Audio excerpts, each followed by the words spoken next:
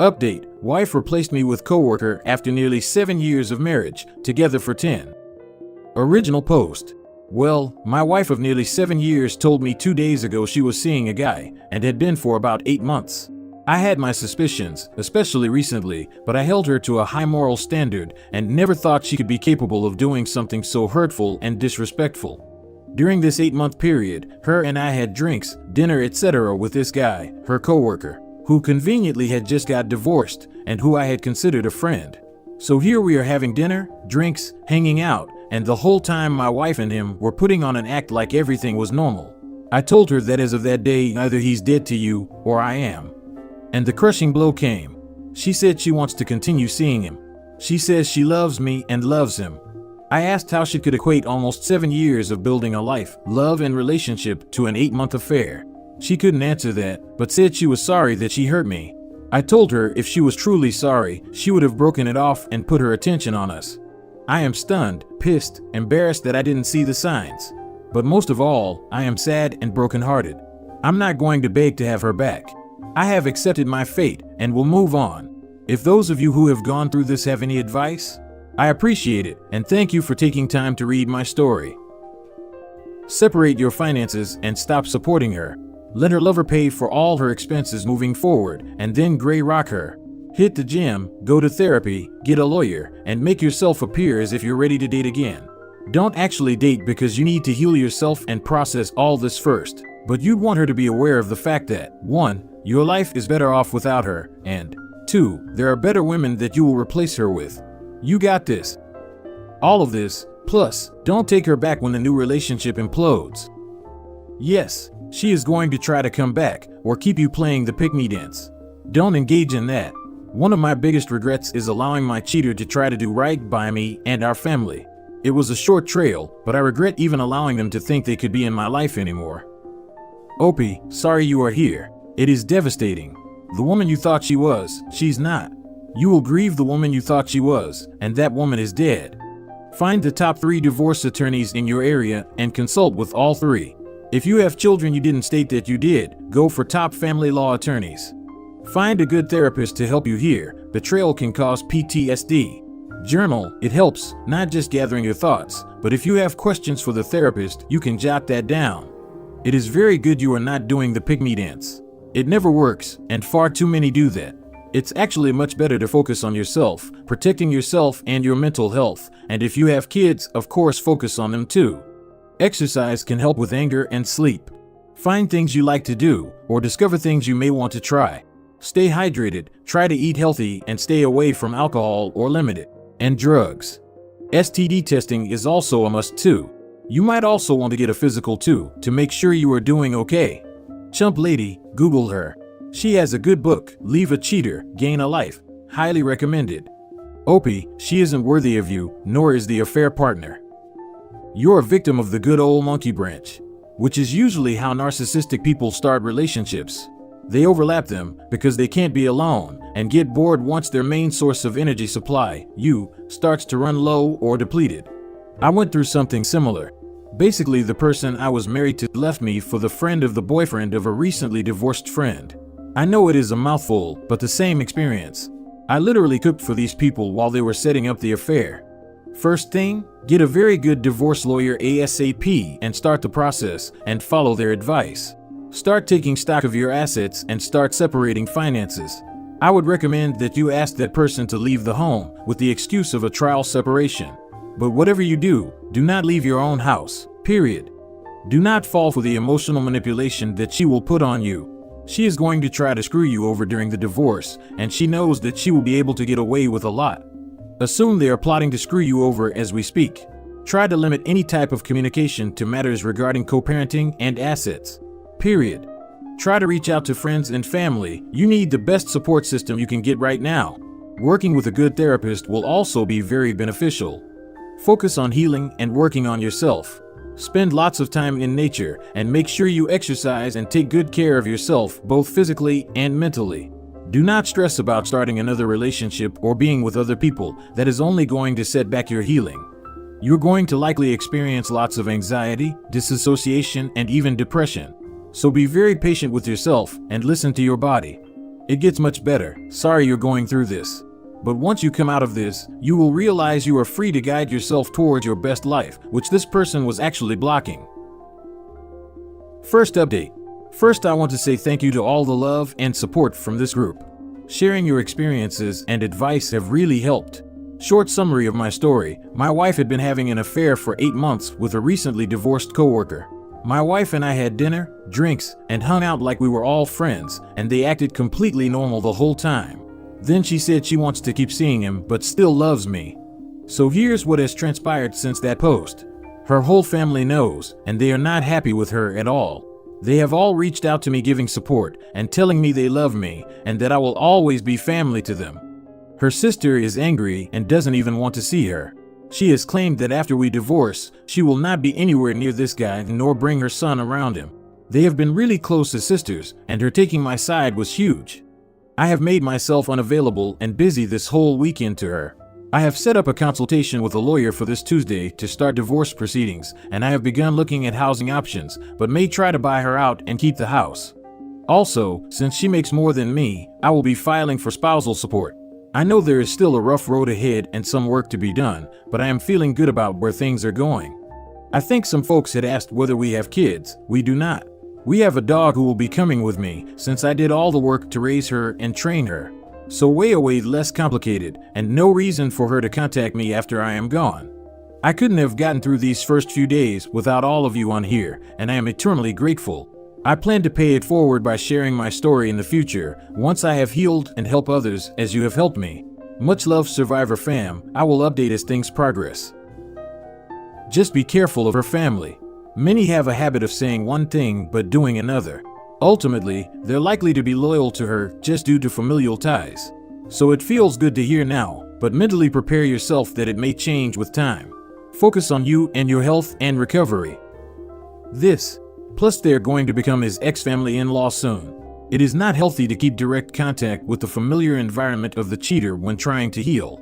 I found out the hard way. My ex-father-in-law talked a good game to me as to how mortified he was by what his daughter had done, blah blah blah. But when the actual divorce came along and I had a lawyer actually doing their job, that whole family changed their tune real quick. If divorcing, keep everything amicable with your soon-to-be ex-wife. While she's in La La Land, she'll give you a favorable divorce with less arguing. After divorce is signed and sealed, explode this affair to her company HR. Some companies frown upon workplace relationships. Good luck and please keep us up to date. Also, please do not confuse amicable with agreeable. Make sure that your lawyer carries a big metaphorical stick in terms of getting the most out of the divorce in terms of assets and custody. A lot of people give really bad advice in terms of threatening the earning stability of the person you're divorcing after the divorce is completed. If she loses her job, this could force a rescheduling of the alimony/child support commitments from your part in a non-favorable way to you. So don't waste your time in that nonsense. Also, HR departments tend to ignore tips from scorned ex-spouses that do not come from an actual legal department. I would wait on outing her to the company for a while, especially since she may be paying spousal support. Get her used to paying. Don't bank on her family giving you support indefinitely. Even though they disagree with her choices, they still have to see her for family gatherings/holidays, etc. Eventually, they'll have to accept the affair partner, providing he and your ex stay together. When that happens, be prepared for them to cut you out in order to keep the peace and move on as a family. It'll hurt, but if you're prepared for it, you can minimize the blow. Like I said in my last comment on your previous post, remain stoic around her. No anger, no sadness, no crying/begging/pleading, no lashing out, no passive aggressiveness. The only emotion you show her is indifference. You aren't interested in what she's doing, where she's at, who she's with. If she starts a conversation with you about anything outside of logistics, be uninterested and end the convo quickly but politely. If she can't control your emotions, she can't control the situation, and she can't control you. Continue remaining busy as much as possible. Come and go from the house at odd times. Be unpredictable. Go stay at a hotel on a random night. If you want to be petty, leave a receipt for condoms crumpled up on the counter. If you ice her out, she can't get any footing in her attempts to potentially manipulate you or the situation. The only thing you can do at this point is to retain as much dignity as you can. You can only do that by showing her that you don't need her, don't want her, don't care about her. You're indifferent to her now, mate. She's just a crappy roommate you're about to end your lease with. Second update. So for those of that have been following along, my wife confessed on May 23rd of having an 8-month affair with her coworker. Even after confessing, she still professed her love for him and wanted to continue seeing him. So my response was to retain an attorney for $5,000 and file for divorce. I will also be nailing her behind for alimony payments as well. Strangely enough, right after I filed, she suddenly had an epiphany and came running back to me, wanting to make things better and work on our relationship.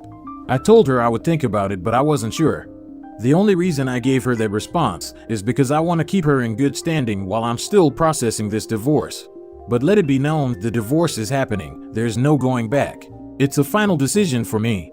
She doesn't know that I filed for divorce, and I plan on keeping it that way, just so I can keep it amicable until we can get the house sold. But she's going to get served around 1st of September, and then all hell's going to break loose. But it doesn't really matter to me. I've made my decision. I plan to move on with my life, and I suggest anybody else who's been in the situation do the same. I will keep you posted as more progress happens. She found out after talking with a lawyer that she is on the hook for paying you alimony, the only reason for her epiphany. For sure, she would backburner the other guy until she placates you, gets all divorce talk buried, then hop right back on the dude.